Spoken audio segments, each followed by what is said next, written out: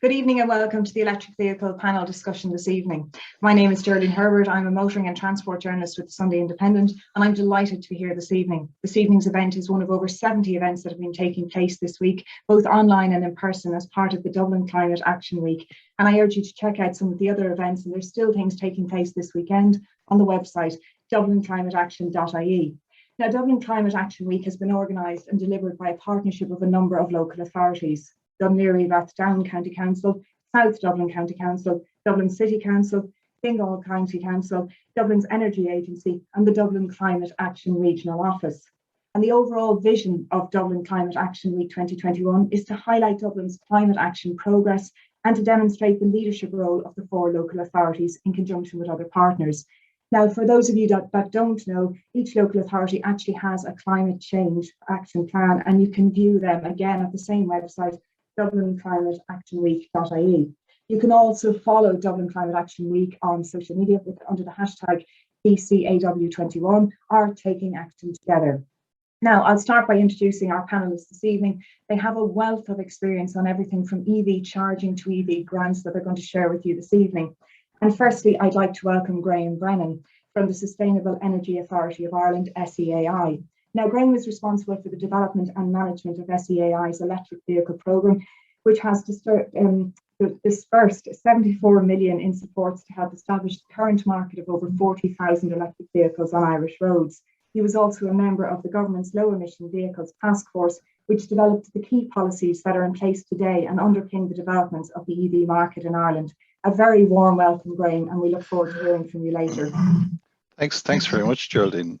Yeah, we're doing very well. The vehicle numbers are rocketing in terms of vehicle sales. I mean, last year, even during the COVID pandemic, sales went up 48%, and I think general car sales declined by about 25%. And this year, it's like a runaway train. You know, we've got about 150% increase in registrations this year. You know, so we're very pleased. The grants we are offering at the moment, we offer the €5,000 grant for vehicles that have a list price of less than €60,000.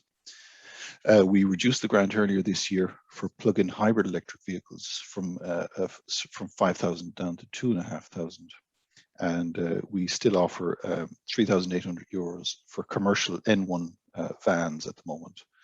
And then in parallel to that, we have the home charger grant scheme. At the moment, it provides €600 for people that want to install home chargers. And we have the other schemes we have that are developing. We have the public charger scheme, which is there. We're developing an apartment charger scheme to help those that are actually don't have access to a private driveway. And then you've got a whole range of other supports and subsidies that are going along in parallel, like VRT. So yeah. Lots happening there, Greg. Yeah, exactly. Okay, we will come back to you in a few minutes. Yeah. I'd just like to also introduce John Byrne. He is from ESB eCars. Now, John has been recently appointed the lead of the team within ESB that is delivering electric vehicle solutions for customers in Great Britain, Ireland and Northern Ireland. And John has previously held various senior positions, including head of smart grids and head of smart metering. Good evening, John. Delighted to have you along. Hi, Geraldine. I'm delighted to be here, and thanks very much. Just want to echo your own words. Thanks very much to Caro for the invite, and well done to all involved in the inaugural Dublin Climate Action Week. So I'm looking forward to presenting any interaction later. A huge effort has been put in by everybody, it must be said. Now, our third panellist this evening is Simon Acton. Simon is the chairman of the Irish Electric Vehicles Owners Association, supporting EV owners and driving EV adoption in Ireland. Simon is also the founder and director of Next Eco Car, a company that sources and sells used electric and hybrid cars in Ireland. So you're very welcome, Simon. It's great to have you along this evening. Thanks, Geraldine. It's great to be here. And as you say, we're representing EV owners throughout Ireland. So we've got about 2,000 members. So it's great to be here representing them this evening and on behalf of my own business as well. So thank you. Looking forward to talking. Excellent, Simon. Okay, thank you all. We'll hear from the panel shortly, but a reminder to the audience that you will have an opportunity to ask some questions to the Q&A, and we will get to as many of those as we can after all of the speeches. We also have an audience poll if you'd like to become involved. We'd like to know, what is the main concern you have about buying an EV? Is it the price of EVs? Is it simply the availability of EV chargers? Is there a lack of selection and choice of vehicles, or is it the range? So you can tell us and we'll come back to the results of that quite soon.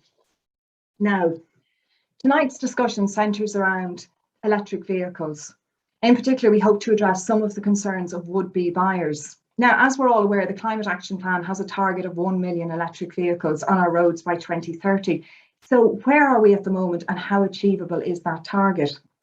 Now, as it stands up to August of this year, there were 42,800 EVs on our roads. So we've still a substantial way to go before we hit our target. However, what we are seeing at the moment is exactly what Graham was saying. We see this shift away from petrol and diesel, and it's really happening quite rapidly. And the last 18 months have been particularly significant. Now, to put this in context, if we go back to 2016, about 98% of all new cars bought were petrol and diesel. That figure now is about 66%. So 1 in 3 car buyers walking into a car dealership are no longer opting for petrol and diesel. So the big question is, what exactly are they buying? Well, they're buying a mix of hybrid cars, plug-in hybrid cars and EVs. Now, the hybrid market makes up about 18%, and the other share is more or less equal between plug-in hybrids and electric cars. Now, I'm sure everybody tuned in this evening knows exactly what the differences are, but just in case, I'm just going to quickly clarify.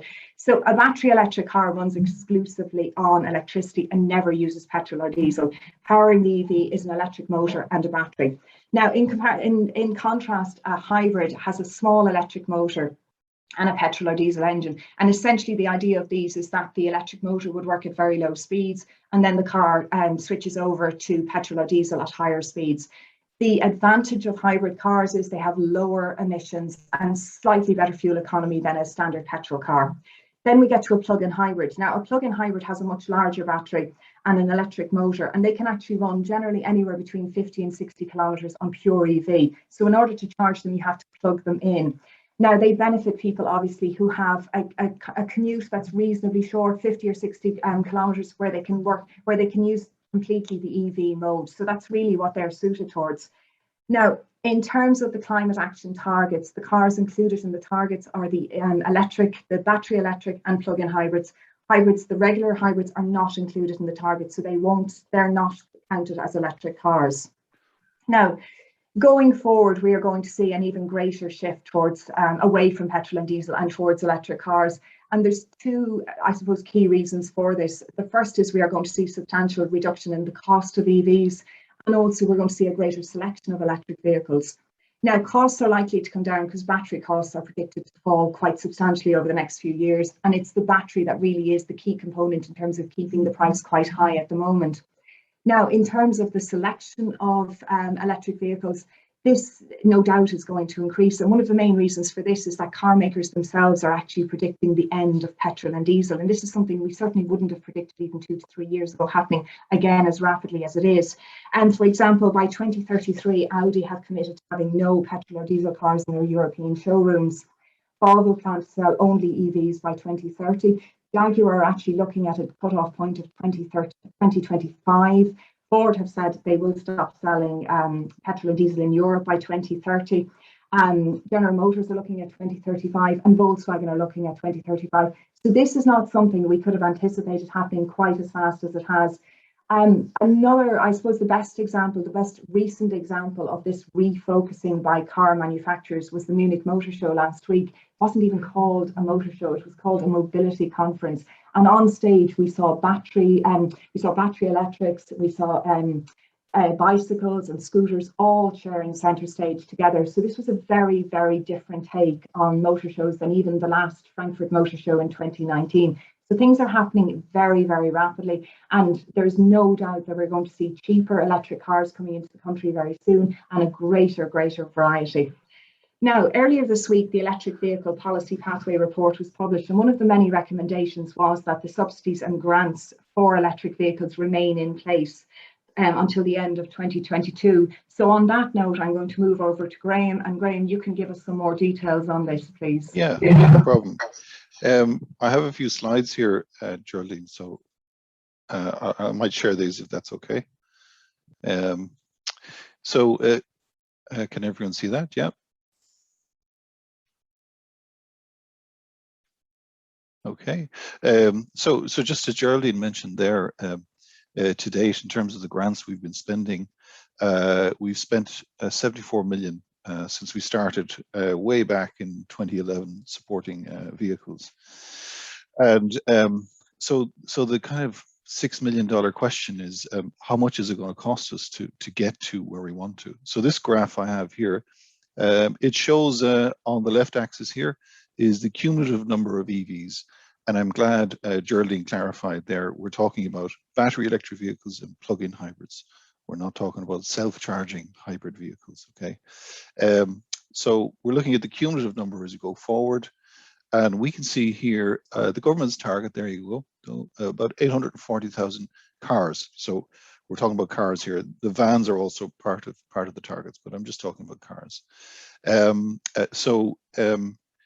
So 840,000 cars. Now, if we achieve that, that would mean about maybe 40% of our fleet would be electric at that time. So that's a reasonable amount of stock. Now, you might have seen maybe Bloomberg came out with a report this week, and the IEA came out with a report on how the world gets to net zero CO2 by 2050. And that's the target we have to reach if we want to keep the planet within 1.5 degrees. And in terms of transport, they estimate that globally, there's got to be about 60% sales of electric vehicles globally by around 2030. And the EU is actually bringing in policies now to bring forward the targets so that car makers in Europe have to produce 55% reductions in emissions from their fleet of vehicles by 2030. All right. So if we look at this graph here, hopefully you can all see my cursor here and you can see what I'm pointing at. You can see here, so as of the end of last year, we're in around 16,000 vehicles thereabouts. So as Geraldine mentioned, at the moment, we've got about 39,000 cars. So if you bring in the vans, you've got more than that. So about 39,000 cars. So we're actually looking fairly on track to reach this target. The other graph here that you see shows you what that means in terms of percentage annual sales that we'd have to achieve. So you can see 2020, we did very well, 11% of sales, about 11% were electric vehicles. And actually at the moment, so this is a graph I did to show you how we would get and what it would mean in terms of percentage of registrations.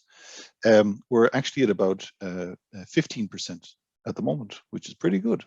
So far, so good. It's looking promising. So the question then is, how long do you have to keep subsidizing the vehicles for? And what will this cost the government in terms of vehicle subsidies and in terms of infrastructure subsidies? So I would just say then that, so that gives you kind of a snapshot of what we've got to try and achieve there, okay, in terms of uptake in sales. And this graph, by the way, is actually, it's all registrations, okay? So it's all new registrations and it's all vehicle imports as well. So traditionally about 20 to 30% of our registrations in Ireland are all second-hand cars from the UK.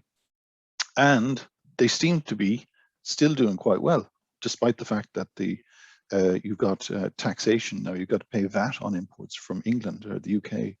Sorry, from Britain. If you bring it from Northern Ireland, I don't think it applies there. So it's still interesting to see that the registrations, the imports are still doing very well. So this figure here also includes the registrations of the imported vehicles. That's what I'll say.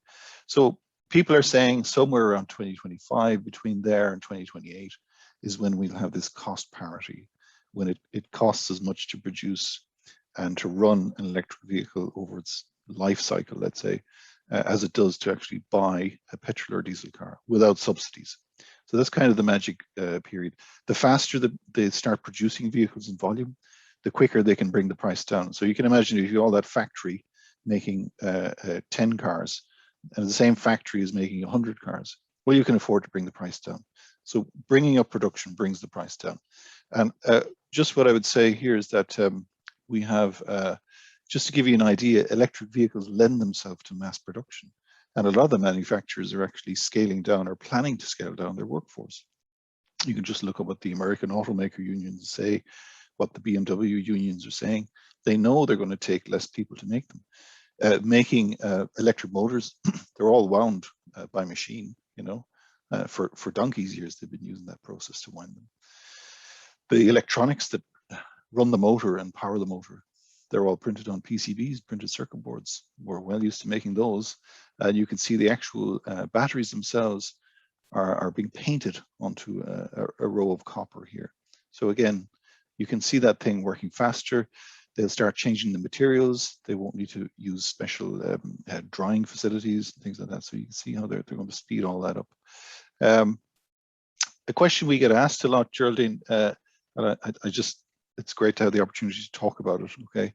People always moan on about the fact, oh, well, look, you know, there's far more CO2 in digging out all the minerals to use in these batteries.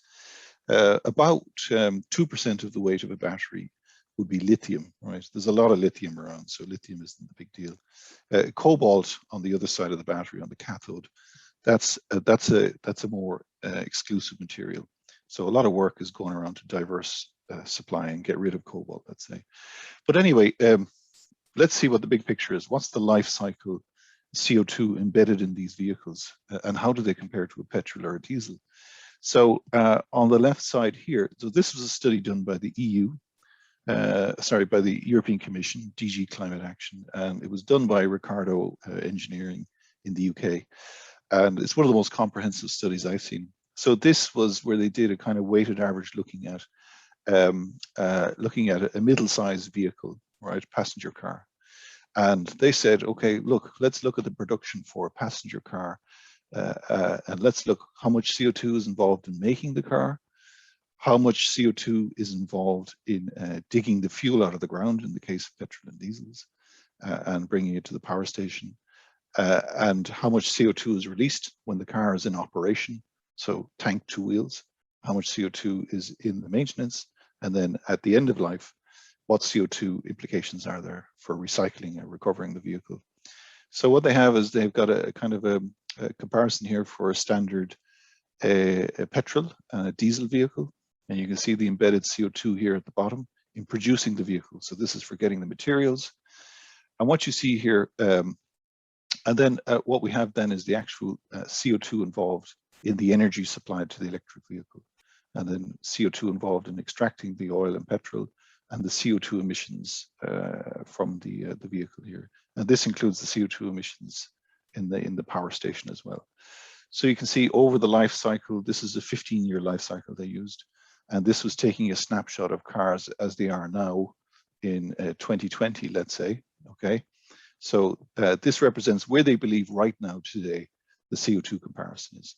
So you can see on a life cycle basis, if you compare the latest diesel cars with electric vehicles, when you start running that vehicle and getting it on the road, that's when the EV starts to make its bread, if you like.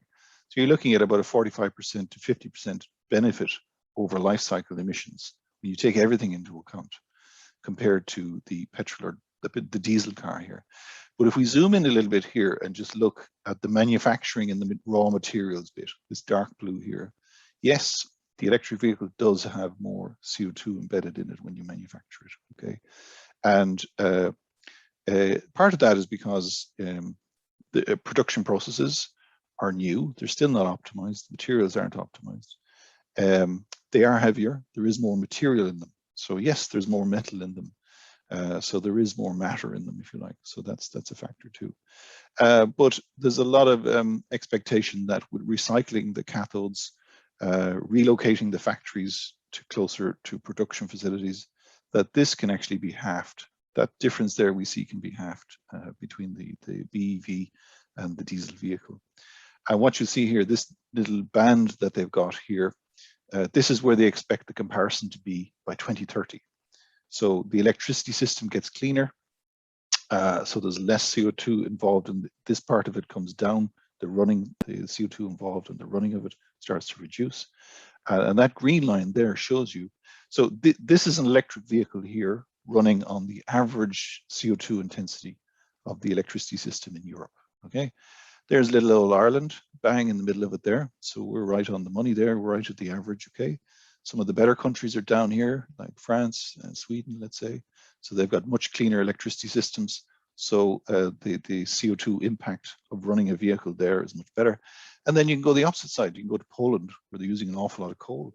And yes, there is very little advantage, if no advantage, of an electric vehicle if your energy system is run on coal. So that's kind of an extreme there. So the quality and cleanliness of it is important. So as we move towards 70% renewable electricity in our electricity system, that means running an EV in Ireland is going to be much, much cleaner. And so this shows you how they expect the comparison to look by the year 2030 here, going from there to there. So you're looking at almost a 2/3 gain on life cycle CO2 emissions from the BEV compared to the diesel car. And then just one last slide I have there. So this is just about the technology. And this is how we can see the future unfolding, let's say. At the moment, if you look at a lithium-ion battery, you have graphite, which is quite expensive. So you think, oh, that's the stuff in my pencil or whatever. No, it's not any old graphite. You've got to use a pretty expensive, large flake graphite so that it's got high conductivity. It's expensive. And you put your lithium, gets embedded in the graphite. Then you've got your liquid electrolyte, and the ions travel through there and they hit the cathode, nickel, cobalt, manganese. That's the current flavor that they use. And they're all busily trying to get the amount of cobalt down and or recycle the cobalt from batteries that are out there to get it back.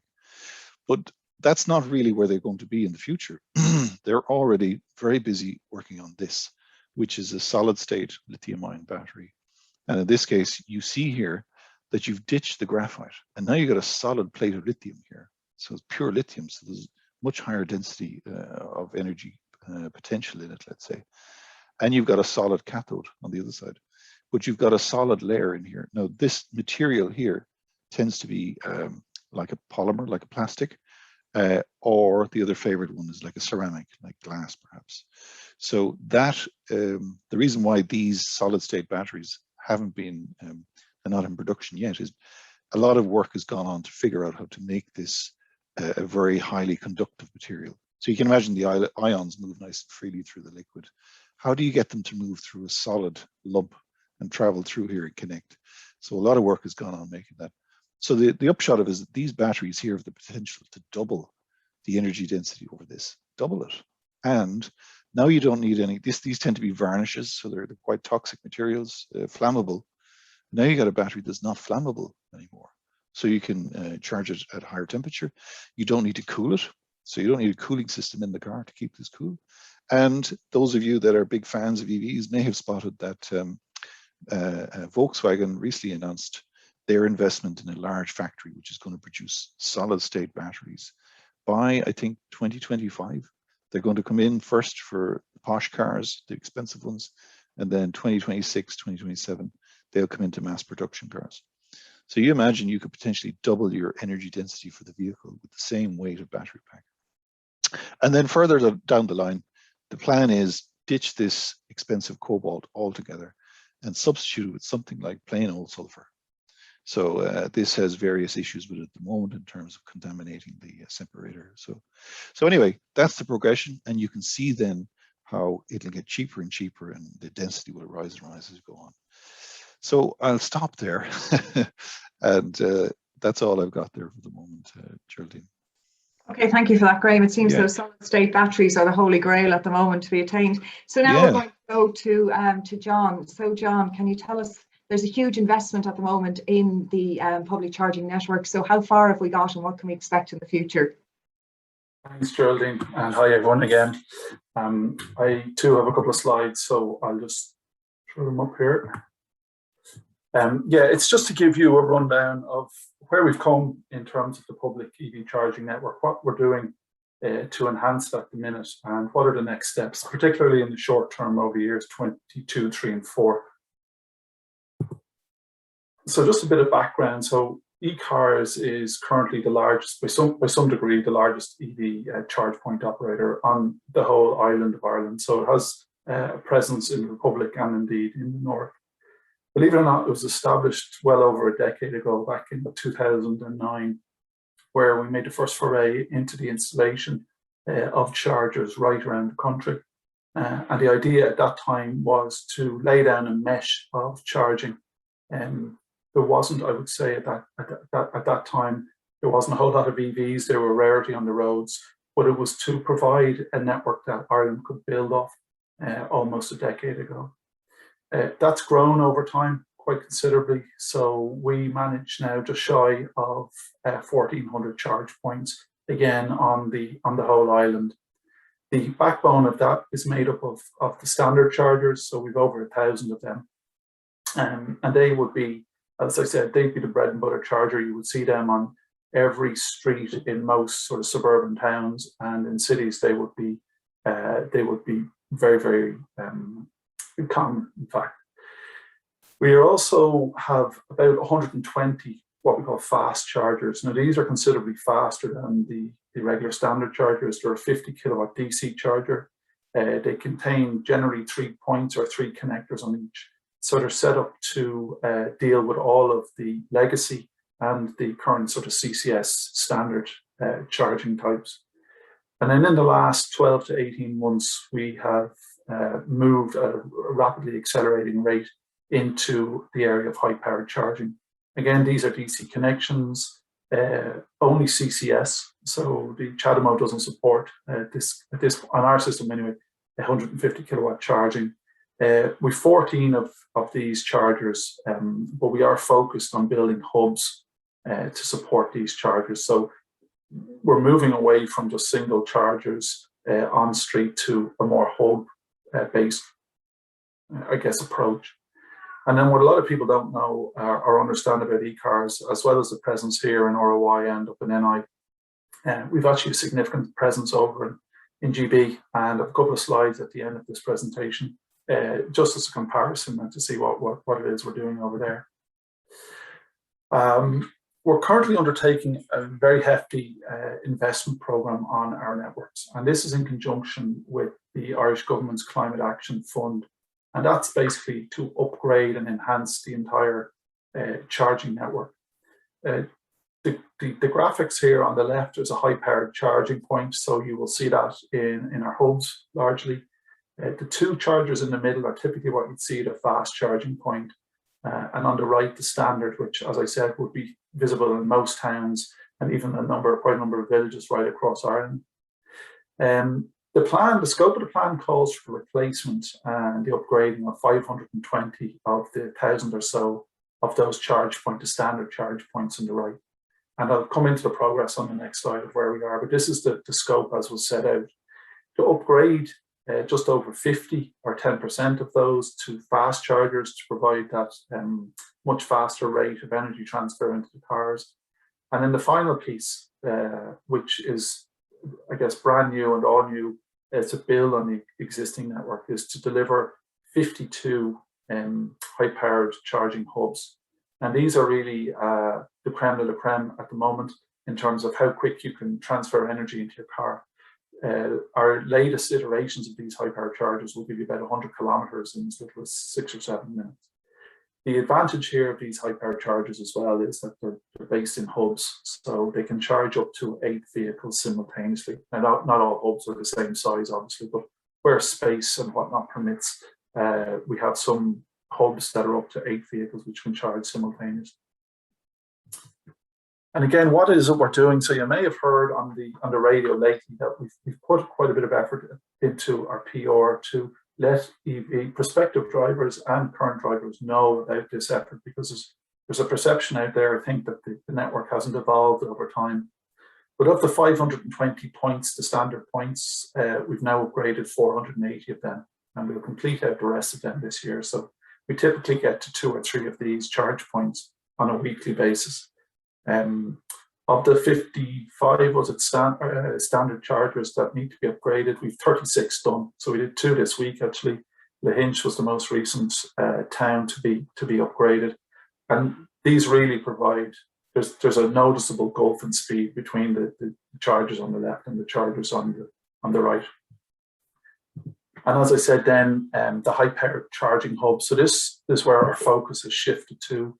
So far in 2021, and actually this is the first year we've ever installed high-powered charging, we've done 8 multi-vehicle hubs.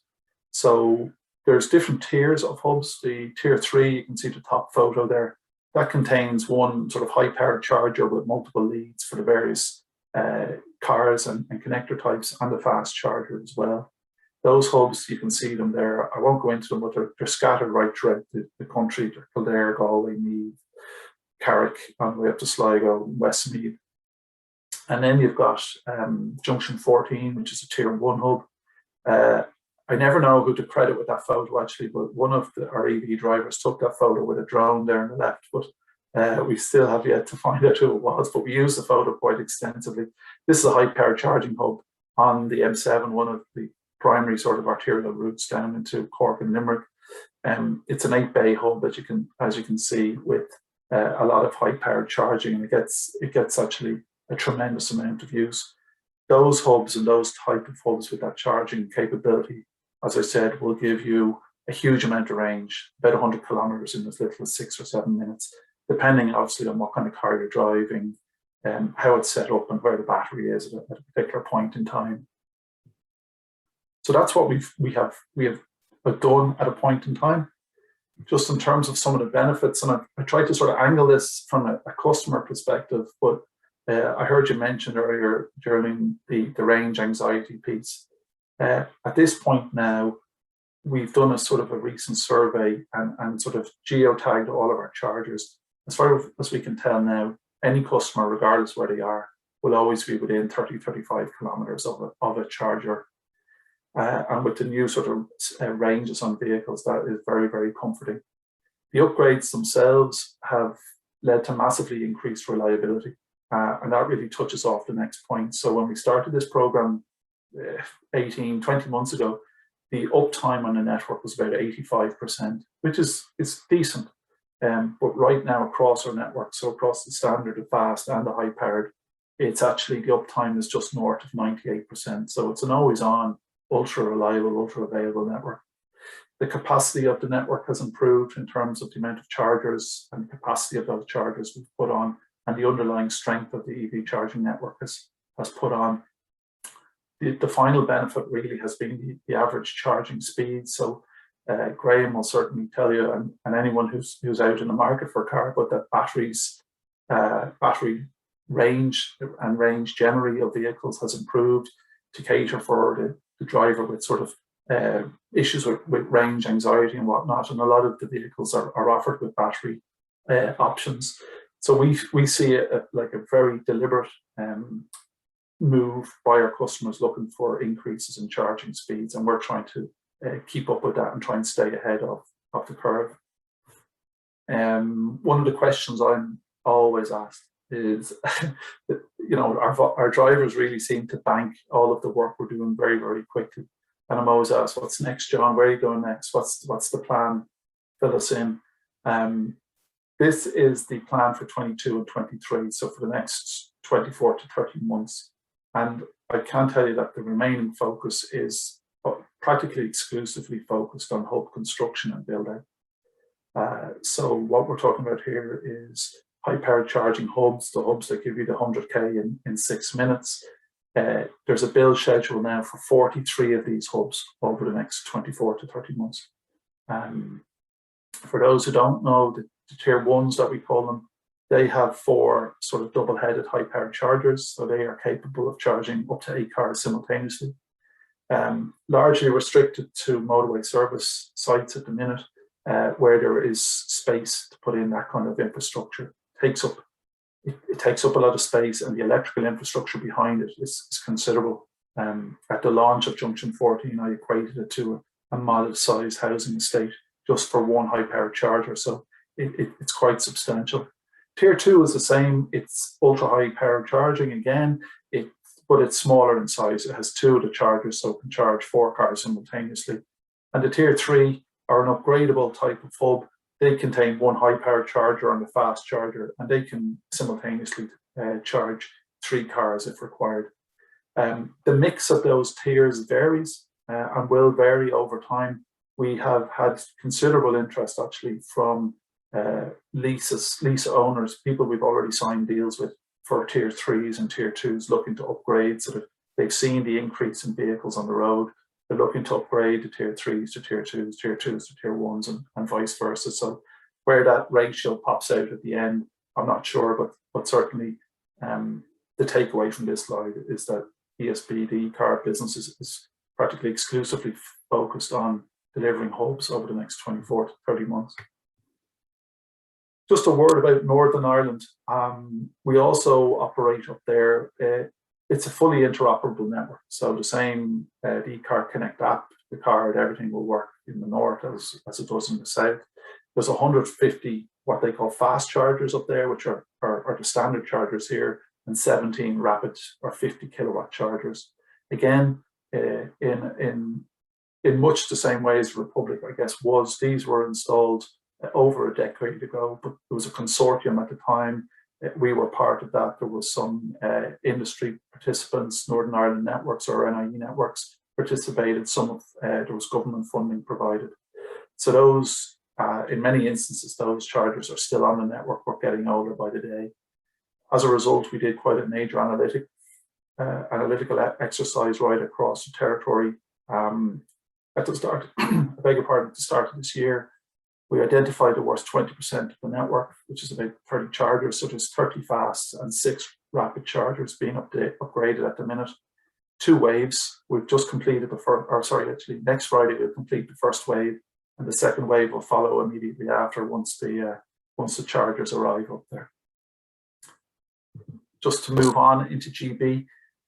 In Birmingham is a major project for us, and we started it about 4 months ago. We were part of a very competitive process. It was an open tender process, open to all the charge point operators across GB and Europe, to work with Birmingham City Council to install, it was 200 fast and rapid chargers right across the city. So as I said, the first of those chargers went live in June. We've been on the ground probably 6 months at this stage, but it's a 24-month contract. So the remaining chargers are due over the coming 2 years.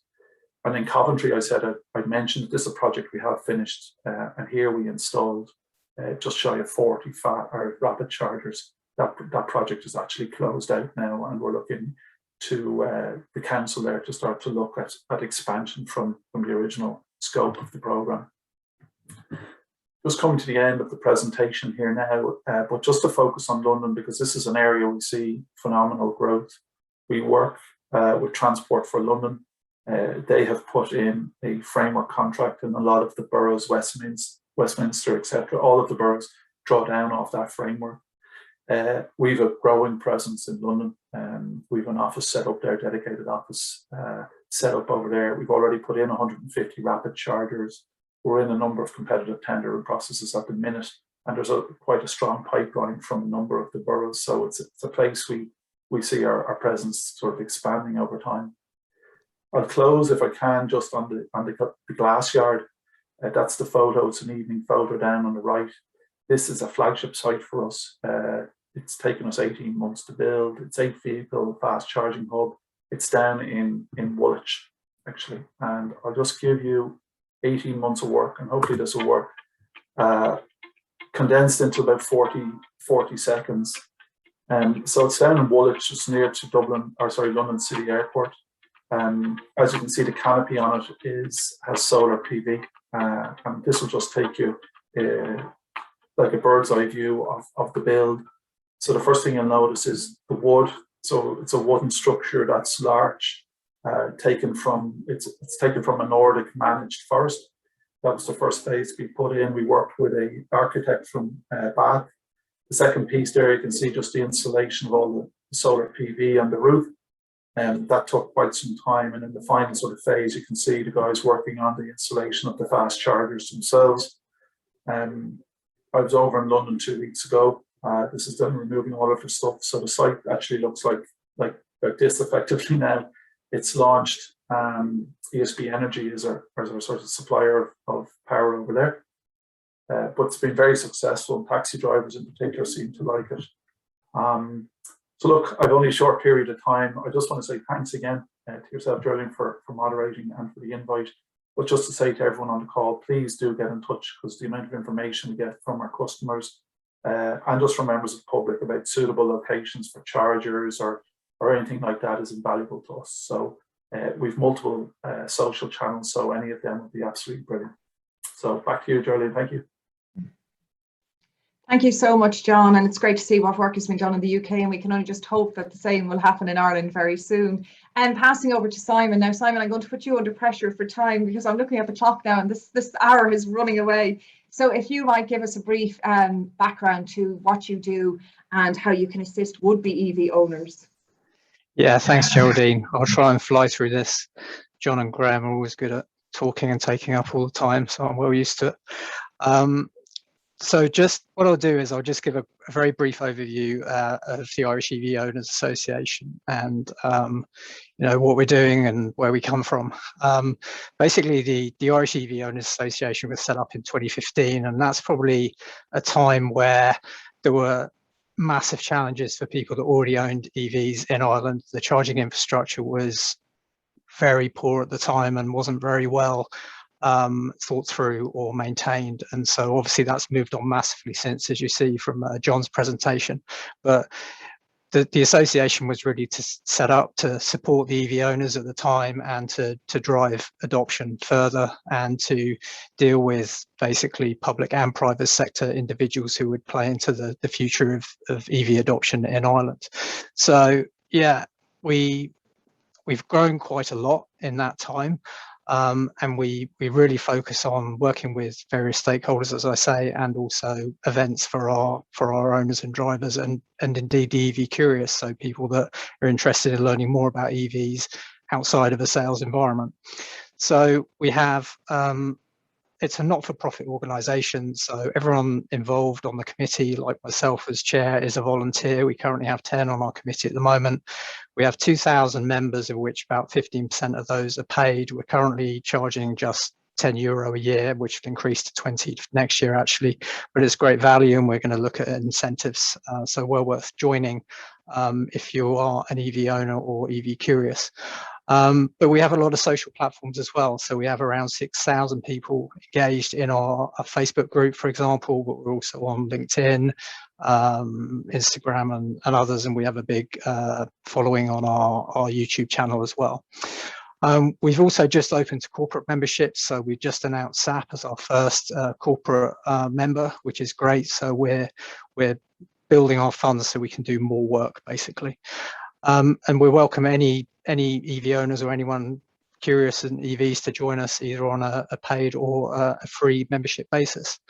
So this is just a very quick summary of the sort of stakeholders that we're working with, and I'm not going to go through them all because we're short on time, but you can see there we have a very close working relationship with eCars and SEAI, so both the guys here, but we've also worked substantially with the Department of Transport over the last 18 months, and it's great to see the EV policy pathway being published this week, and certainly that is in line with our thinking in terms of what needs to be done to help move things forward.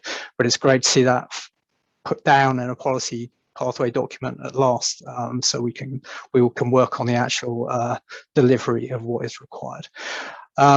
So yeah, in terms of others, we work closely with similar organizations elsewhere. The Global EV Alliance covers a lot of countries throughout the globe, so we're looking at the synergies of the learnings in other places and bringing that to what we're doing in Ireland. We work with a number of the manufacturers to help them get their brands established as EV suppliers, like MG and Opel in particular have approached us to do that. And we're involved in other projects like the Faster project, which is a project on the border region and Scotland to install 73 fast chargers in that area over the next 2 years. So there's a lot of infrastructure going in, and we're involved in consulting on those projects as well. So just in terms of some insights around what our members have fed back to us and other surveys that we've come to know. as John said, over the last couple of years, an awful lot of investment has gone into the ESB network. There are other networks in the country as well, such as EasyGo, Ionity, and other players, or Tesla, of course, as well. And we've got other players like Fastned, who are out of the Netherlands, already in the UK as well, looking to come in as well. So we're in a massive growth period at the moment.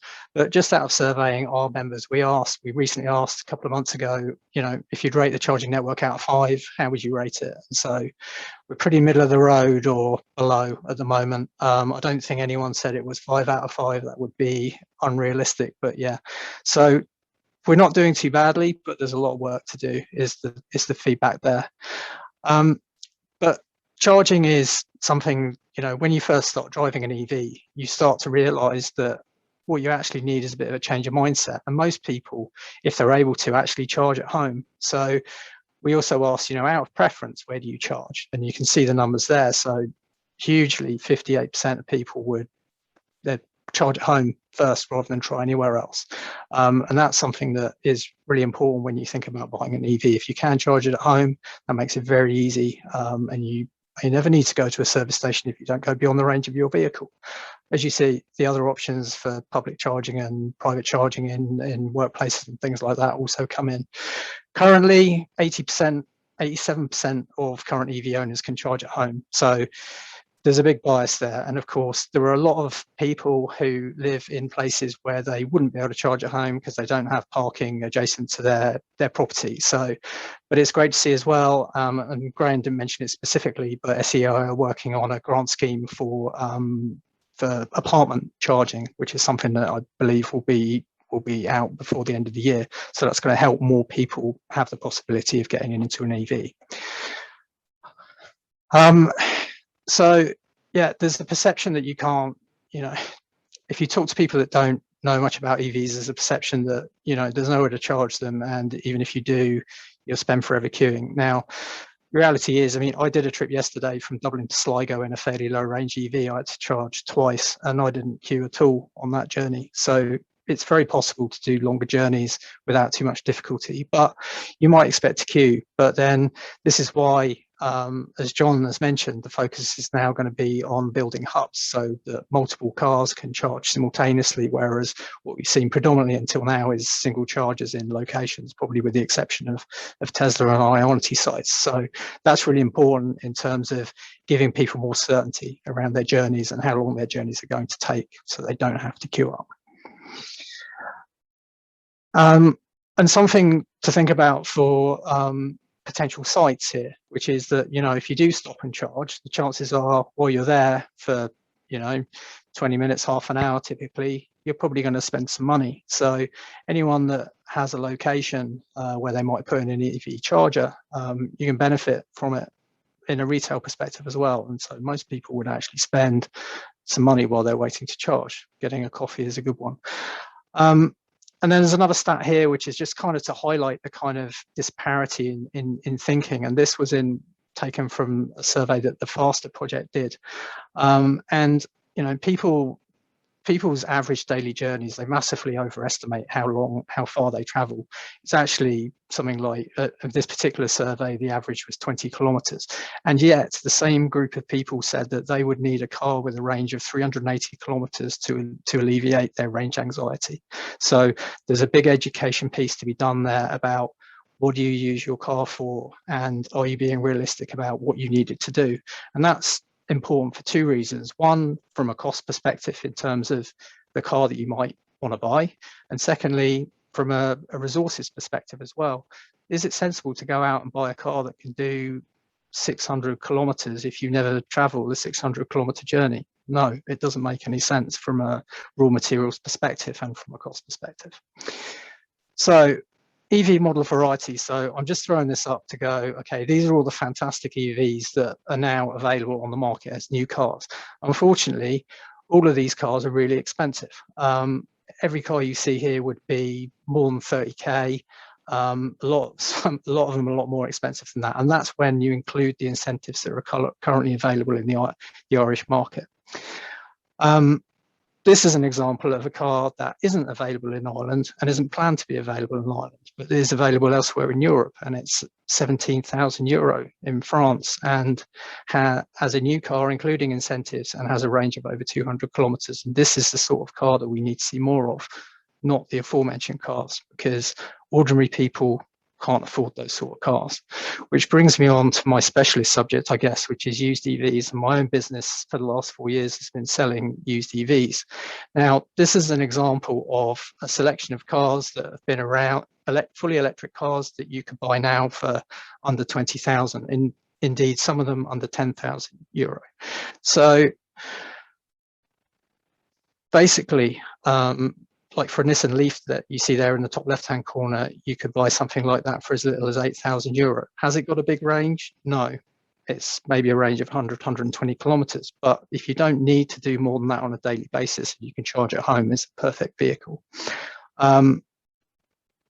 People also concerned about battery degradation with used EVs. Fact is that most are holding up incredibly well. Of course, if you are buying used, then it's a good idea to buy from a reputable source or check out the battery health, because you can get caught out, but on the whole, they hold up very well.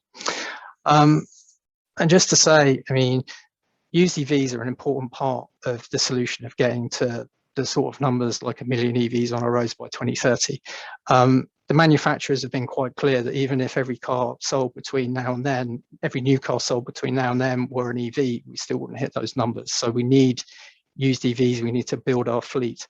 And that can't come relying solely on cars being sold here, because the numbers don't add up and it's just too slow. So UK imports, as much as we might not like that, are important. And this is problematic following Brexit for sure. And Graham mentioned earlier that EV import numbers are actually standing up quite well. But if you look at the reality of that, it's all nearly new cars, less than 2-3 years old, cars that will be costing more than 20,000 euro. So the sort of cars that we would have been bringing in previously, the sort of 10 to 15,000 mark, we can't bring those in economically anymore because of the VAT that's applicable on those sort of vehicles. So I guess one of the things that we're calling for is meaningful incentives for used EVs and possibly a waiver on the VAT import for fully electric used EVs. I've probably talked longer than I should already, so I'll hand back to you, Geraldine, and thanks for letting me appear today. Thank you, Simon. And that was very interesting. I'm fascinated by the fact that people actually think they need 380 kilometers range to actually buy an EV. It's astounding. Yeah. I think the longer we sit in congestion, the more we think we cover more distance, but we actually don't. So I think a massive re-education or education full stop on the distance we travel on a daily basis and our actual requirements. Now, thank you to all of my panel members. I'd like to just go back to the poll if I can now, just to see. Now, the question we asked was, if you were considering buying an EV, what would the main disincentive be? And it's not surprising, it's price. Now, Simon, you touched on this already in your presentation about that. I think the biggest issue, myself talking to people, is it's not so much the price of new EVs, because there's actually so much selection now. They come in at different price points. And if you consider the cost of an average new car in Ireland that people buy is around 32,000, 33,000. So, I mean, there's many EVs at that price point, and there's a lot of EVs above that price point. But I think the biggest problem is when somebody walks into a dealership and they see a petrol car, a diesel car, an electric car, the difference in price. And for example, the Hyundai Kona is one of the few cars that actually comes in all three. And I know the petrol is 21,000, the diesel is 23, and the electric is 38. And I think that's the problem when you're looking at exactly the same car and you're thinking, how am I paying so much more for it? So it is not in any way surprising. That price is one of the biggest issues. Now, looking at the clock, we don't have a whole lot of time for questions, but we have had some questions in. So I'm just going to now just have a quick look. Yes, somebody was asking here, Cormac McKay, he said that time is running out for EV incentives, and incentives should only be given to vehicles that are part of shared mobility, either private owners sharing their car or their neighbours, or a car share scheme. So I'm just interested to know what the panel think about that. I might go to you, Graham, first of all, because you're one of the people involved. I mean, I'm not sure how I could actually see that working, but it's an interesting question. Yeah, it's. I know the councils in Dublin are very keen on this, and there's an awful lot of an attraction if you can get shared cars and shared ownership. So if you're living in an urban, dense area, get those cars out of those roads and free up those small roads so cars can move more freely that are there. And also, if you can get people sharing a car, you get higher turnover of vehicle technology, because that car is getting higher utilization. It gets replaced out faster. So, and with mobile phone and networks where we can share information, it's much easier now. So it's interesting, but the problem we have is, I guess, the sheer number of vehicles we've got out there. And one of the things we noticed when we spoke to manufacturers, so for instance, Ireland wants to have 840,000 EVs. And as I said, it looks like you'd need 100% sales to be achieved by 2028 to reach that target, let's say, okay? So the rest of the world, let's say, is talking about, a 60% sales rate for vehicles, electric vehicles, by 2030, right? So we're going ahead of that. We're being much more aggressive than that.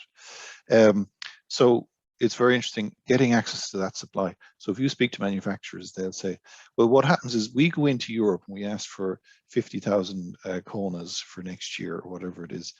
And then because there's such hot demand all around Europe for EVs, the OEMs, the manufacturers are saying, okay, let's look at the policies in Ireland. Okay, all right, yours aren't that great. Norway is far better, So you have to keep strong policies. The volume that we're trying to achieve needs strong policies, and we need to get the reputation as being a country or a market that consumes a lot of EVs or needs a lot of EVs. So that's what I would just offer there. So you can't just cut the subsidies yet. It's a nice idea. And I think maybe for the next decade, when you've got autonomous vehicles, then I think you really see the sharing take off, where vehicles can perhaps arrive at your house to pick you up, So I suppose the thing is as well about the shared aspect, Graham, is the fact that one of the things people always say about EVs is they don't solve the issue of, single car usage and congestion. Yeah. But I suppose if you get more people into a vehicle, be it a petrol, diesel or an EV, it does take cars off the road. So that is the key thing, and it's how to do that. And one of the interesting things is, given this, I can't believe how people have just loved e-scooters. And maybe these lighter mobility solutions, I'd like to see some innovation in these smaller vehicles. Like, for instance, a couple of years ago, Toyota brought out this iRoad, and you couldn't get your hands on it, but it was a test vehicle. I actually drove that in Grenoble. It was. I was one of the few people that did. It was fantastic. Dying to get in it, and I thought, you can create fun transport options. So imagine you've got two of those going down the street in Dublin. You as one person in each of them.